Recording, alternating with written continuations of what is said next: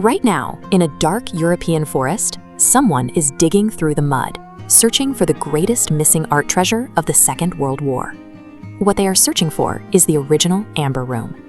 Gifted to Russia's Peter the Great in 1716, it was a palatial chamber constructed from over 6 tons of pure amber, gold leaf, and towering mirrored pilasters.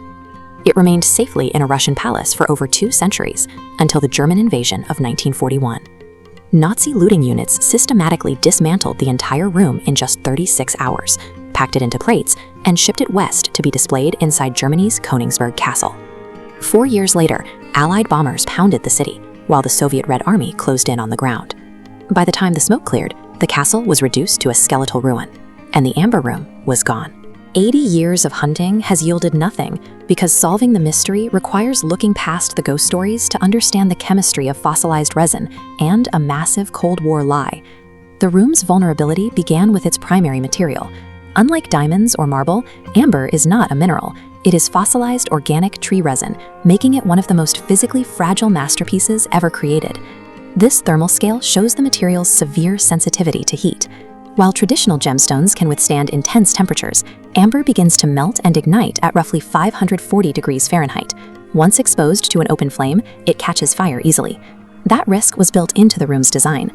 To create the panels, 18th century craftsmen glued thousands of thin amber flakes to heavy oak backing boards, using an adhesive made of beeswax and damer resin.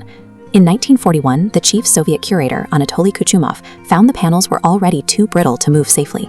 He decided to leave them on the wall and tried to hide the room by pasting cheap wallpaper over the amber, a disguise the advancing Nazis immediately saw through. With walls made of dry oak, a layer of thick beeswax, and tons of fossilized tree resin, the room was a giant, highly combustible tinderbox. It was a masterpiece of delicate chemistry, directly in the path of a 20th century war zone. In the summer of 1945, the Soviets dispatched an expert named Alexander Brusov to conduct a forensic audit of the castle rooms and find their stolen treasure. Brusov's audit led to a grim conclusion. The Nazis hadn't evacuated the room. Instead, upon capturing the city, the Soviet Red Army had purposefully torched the castle, incinerating the highly flammable amber room along with it. The only things that survived were a few small pieces, like this stone mosaic recovered in 1997.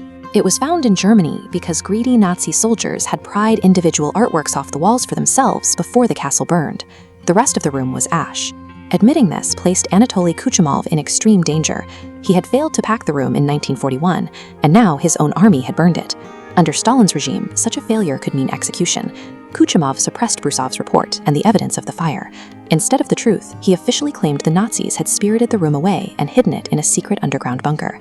A single curator, acting out of self-preservation, had birthed a fictional ghost story that would outlive the Soviet Union itself.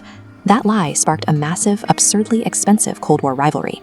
For the next 30 years, the KGB and the East German Stasi wasted decades chasing forged documents and rumors of phantom SS officers.